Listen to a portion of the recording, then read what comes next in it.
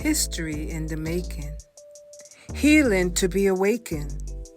Yeah, you are the star of your story at Let's Talk and Grow with Miss Roshumba. You know, my son is born on a Wednesday. Seen and felt because they are the largest group. And so we got your back. No, we're not perfect. So now you know it's time to grow at Let's Talk and Grow with Miss Roshumba. Let the healing begin. Greetings, my earthly family.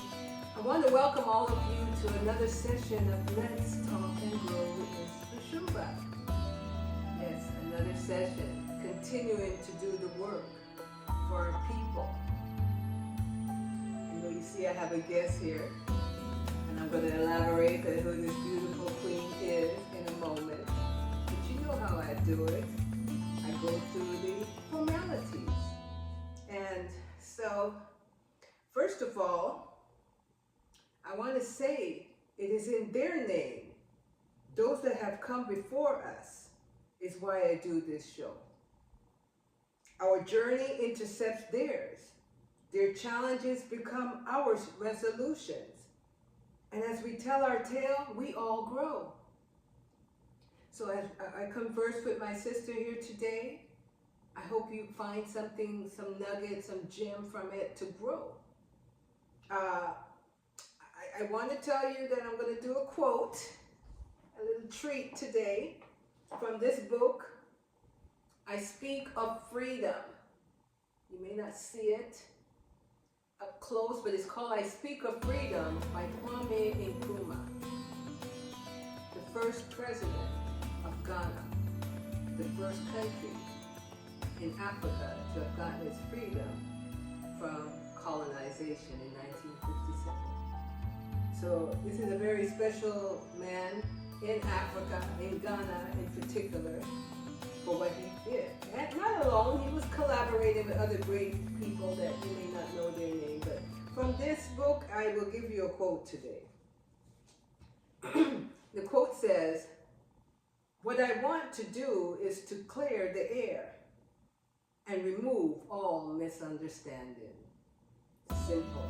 All I want to do is to clear the air, to remove all misunderstanding of how we're seen in the world by telling our tale, one individual at a time. Now, you all know I'm a historian, right? Yes. Knowledge is power. And most of my knowledge I get from literature.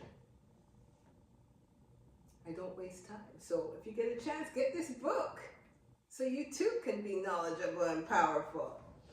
So I invite you all to listen in as we talk. So let me introduce my guest to you. My sister here is Sister Bridget Bijoul. Bijoul. Very nice name. It just has this nice, smooth rhythm. Bijoul. So, as you all know, I talk a little loud because I'm still doing things on a little iPhone, people, because however we get the information, we must bring it forward. So I'm saying today that I'm dealing with her uniqueness. So the topic is her uniqueness. She's unique. And she's unique for these reasons.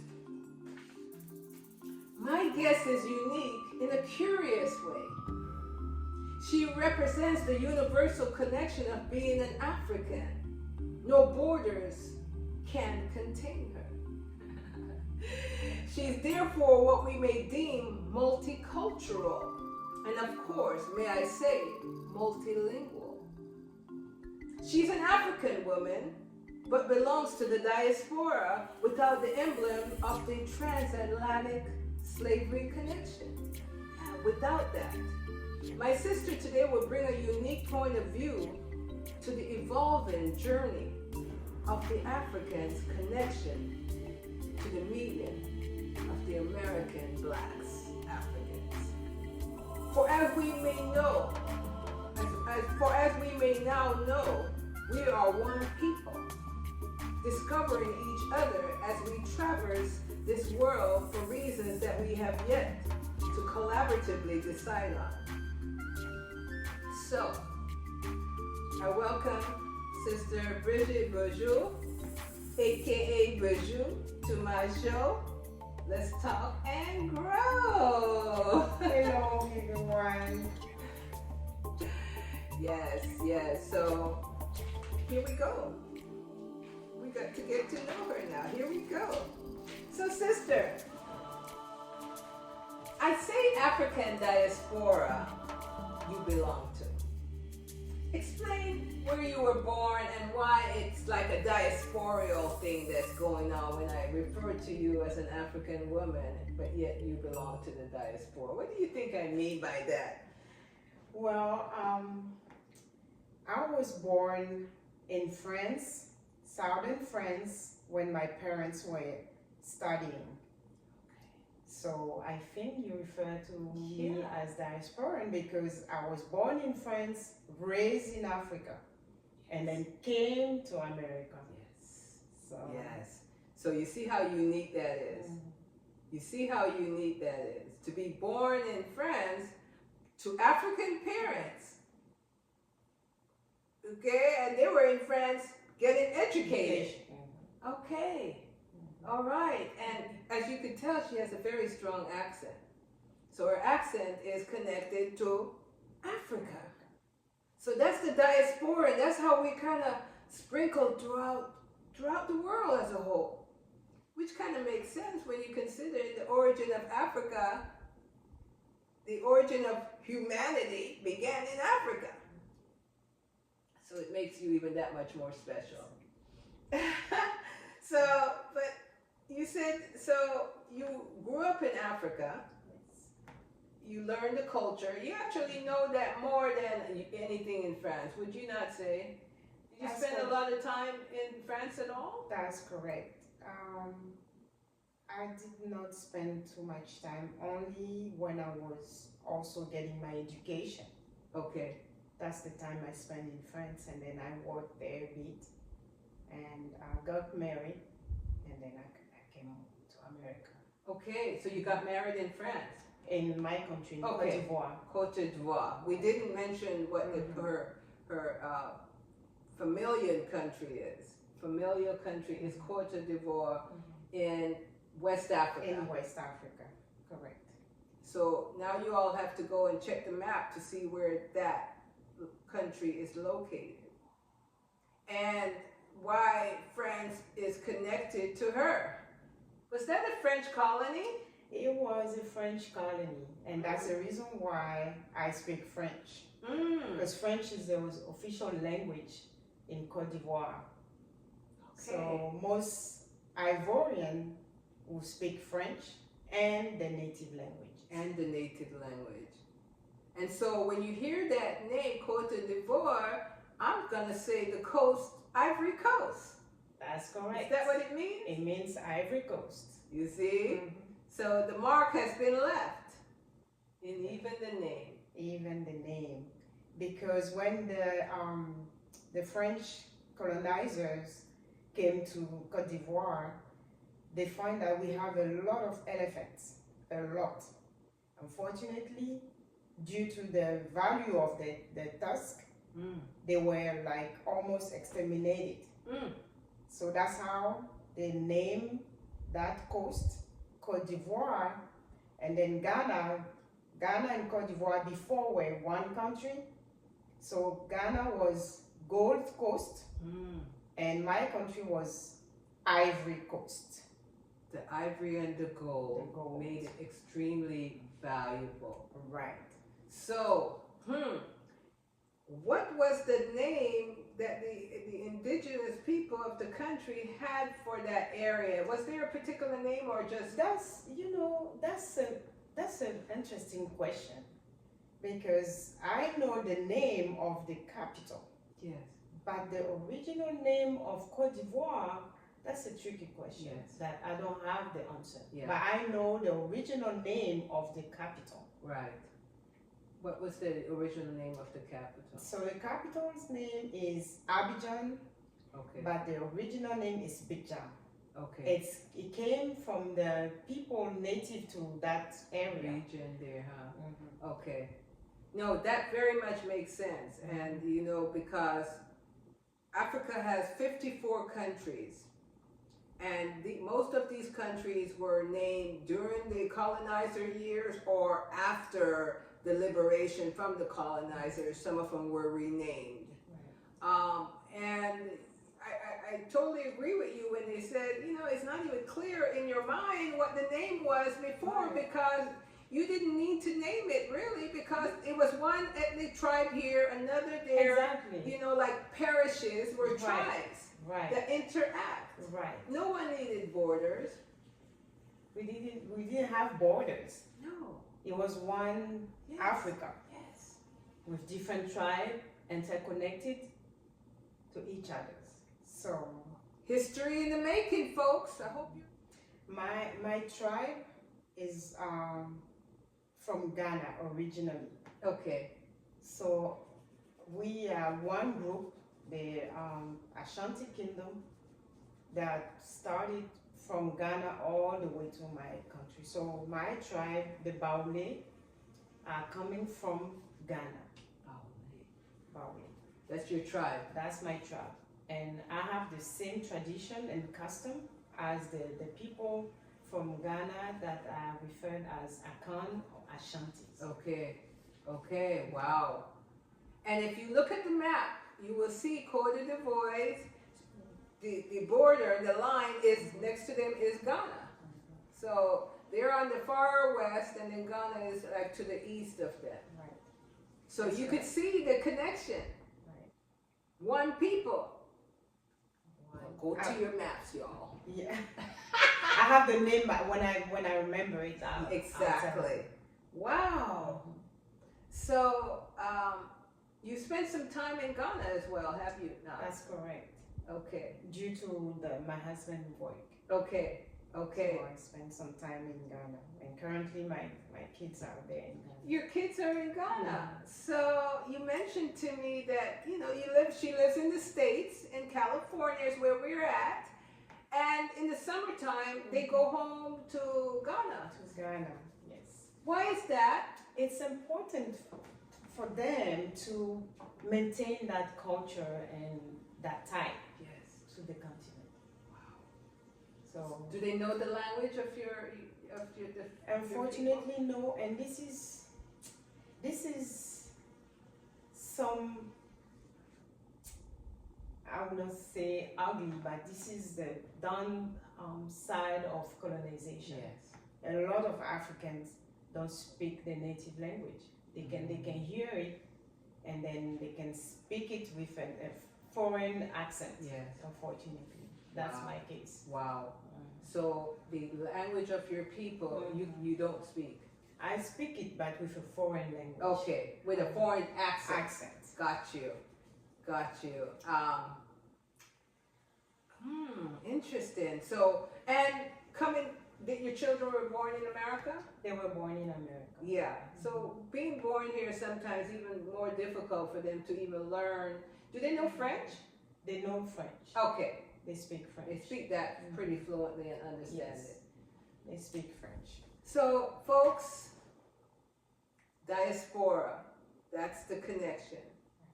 You see, because now, so you speak English, you speak French, you speak even the language of Bijoul. So you see, they're multilingual.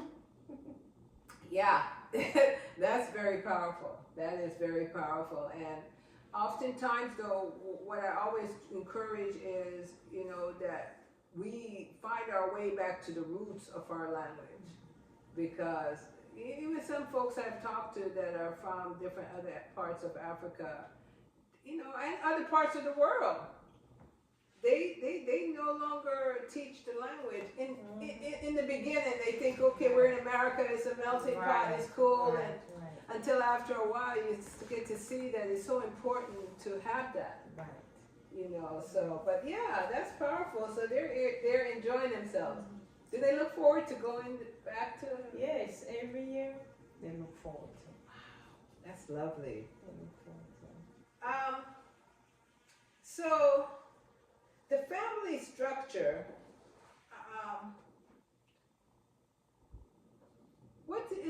we talked before about the role of the grandparents and the father's patriarchal and matriarchal side of the family, and how important it is to raising that child. And I would imagine that's part of why you say go and be around the family so you can learn the values. Right. So how important is that? How, especially you could even relate it to yourself growing up, how important it was. Yeah, growing up, like when I was born, my parents were still students. So my grandma came and got me. We went back. So from 6 months to when I was 3, I was living with my grandma. So she raised me as my mom.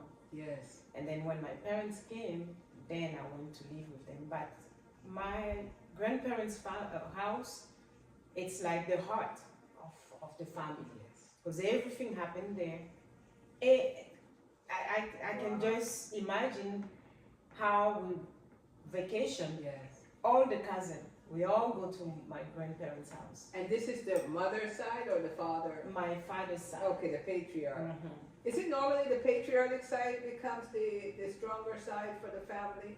Or it just differs? It depends from family to family. Okay. But the Akan, it's the matriarch. Okay. That's the way the tradition The is. women's, the mother's side. The mother's side. And you're no, yeah, the mother's side, yeah. Yeah. So, and the power is through the mother, because they said that they can see when the mother is pregnant. That's the only proof that they have compared to the other side. Yeah. So my grandma plays a very important role in our lives. Yes. Growing up. Lovely. Lovely. And we see in America how that is becoming more watered down and diluted, and I really think it has to do with the family living in one state and one city. No more do we have the collaboration of people living together like I grew up. My grandmother lived behind me, my uncle lived over there. Sometimes in the same compound. Yes! Compound, folks. You from Africa that will be watching this, you know what compound means, but to the Americans, sometimes the compound here is the projects. Yes.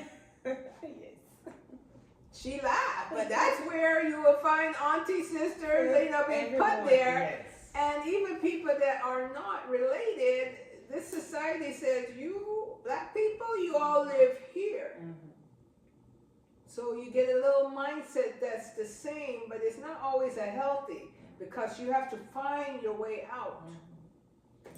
Interesting. So yeah, thank you for sharing that. So the power of the family is definitely what we need to start really redefining again in America. Redefining again in America, because it's weakened. And when it becomes weakened, it could be infiltrated. So let's see. What are some of the antiquated ways of old, things that are done long ago that still hinders the growth and progression of the African family that you may think that needs to be changed? Some things, even here we could say certain things, each generation is time to say, we're going to take this out of the pot, or we're going to keep this. Does anything come to mind? Yes, and it's something funny. I mean, some people will not laugh maybe. It's about, in Africa, you're about to eat, they serve the parents and the grown-ups first. Okay. Before serving the kids. And growing up, I was always asking my grandma, but why is that? Why are we? It's like you're getting the leftovers. Yeah. Because the grown-ups, they serve themselves. Yeah. They come back for seconds. I'm always saying, Grandma, why is that? You should serve me first. She said, no, the grown-ups first and the dads first. Oh. And and then it comes down to the kids. So it was always a question in my head. Ah. And I was always asking my grandma, but why is that? And she didn't have any answer to give me. She said, no, you have to respect the elders. Yeah, but why are they taking all the food? Did you have to really, did the children sit and watch? You have to wait. So they serve the parents And first, they eat it. and then they serve the kids after. But here's the question I would ask. So after they serve them, are they able to finish eating before you're served, or they got their plates and now they could go and serve the children? How is it? They serve the parents first. Okay. And Parents they ate. first, and then they wait, and Okay. then we pray, and then we eat. So the children got theirs after. Okay. But for me, in my child's Yeah. head, I was like, the kids are supposed to be served before the parents. So I changed that in my house. I was gonna ask you that. Yeah. How did you I'm like, the kids first. When I'm having a party, kids first. Because for me, it makes more sense. Because the parents, first of all, if you are hungry, then you can wait. Yes. You're not gonna be fussing. Yeah. You're not gonna cry and all that. You're gonna wait your Yeah. turn. See how this is something that if we can take it out, in my view. Yes. And then of course there's a lot of tradition,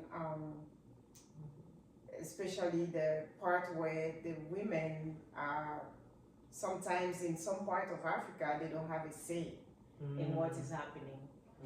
It's a patriarchal country, basically.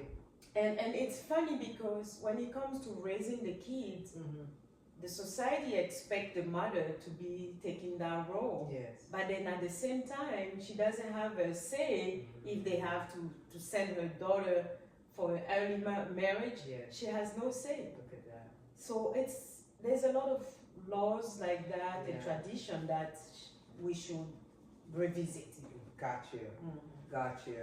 And I agree with you on that. And because the mother runs the household. Right. She knows what everyone needs. And that's a fight. And I wonder, as I study history, what I've come to understand about that a lot of that has to do with Africa shifting from long ago when it was a matriarchal continent. Society, yes. And became patriarchal. And, a lot of the leaders there may not even know how they ended up becoming where they put the rights of the men over the women. The women, yes. I can probably think it came with colonization. Exactly.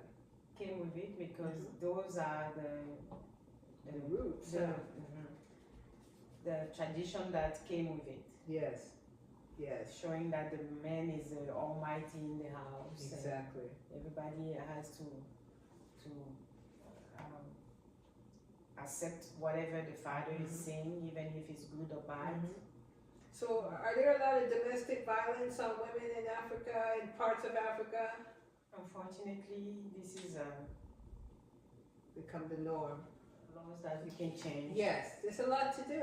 A lot. And that's why I say sometimes, the generation before has passed it to us. Right. And therefore we could form it and shape it as we move through this world. Exactly, because we live the time. It has to be relevant to the time where we live. And adapt. Just like laws. Exactly. It's always adapted to the time. And one of the things we all have to adapt to, especially now in the world, is the weather. Yes. So if we have to adapt to the weather, it's gotten warmer in countries that were warm to begin with, it's gotten warmer. Right. And the ice is melting. So we got to adapt in so many ways. So we must be able to adapt in how we relate to each other and to become stronger as a family. I think it's so important that the woman is comfortable. I'm biased because I'm a woman, but I understand the role of the woman. Of the woman, yes. Because I would say, if the woman said, no more children, Yeah. what would the world say? What would the man say? But we just need to do better once we see, you know, what no longer works.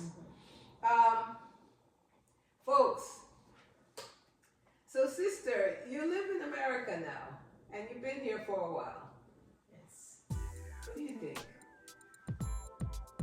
In terms of, Has it been a place that you feel comfortable? I mean, I just acclimated to it. Is it someplace that, you know, because there's a lot of foreigners here, folks. America is the melting pot of the world. Any kind of food you want to eat, you could find here from all the cultures that are now here. And as you all know, I too am an immigrant. Yes. So if you want to hit in the comments which country I'm from, I'll make sure I say thumbs up. Because if you've been watching the show, you should know. I'm not going to say it today. So, but you've been here for a while. yes, I've been here 24 years now. Okay, you've been here quite a while. With a break, Okay. because we went back to Africa because we really wanted our kids to live in Africa, Okay. to have the foundation Yes. from there. Yes. So from 9 years, we live in Ghana. So Okay. my kids were 9, 6, and 3. Okay. And then when we came back, 9 years after. 9, 6, and 3. Mhm. When you lived there in Ghana. Yes. And We then, lived there for 9 years. okay. So you came back to America. Came back. And you know what, folks?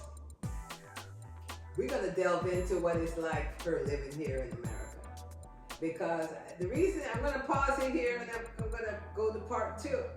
Because I'm going to delve deeper into it. And this would be important for those that live in Africa and different parts of the world that wants to come here.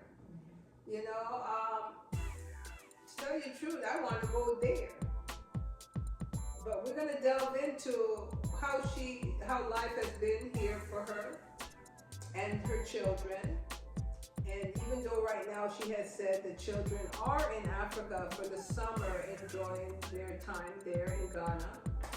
And so, not to keep you long, because I know you all are very busy, and you know you're gonna flip through this video to go to another. But I want you to know a little bit more from my sister Bijoul about what it's like to live here, work here, and be here.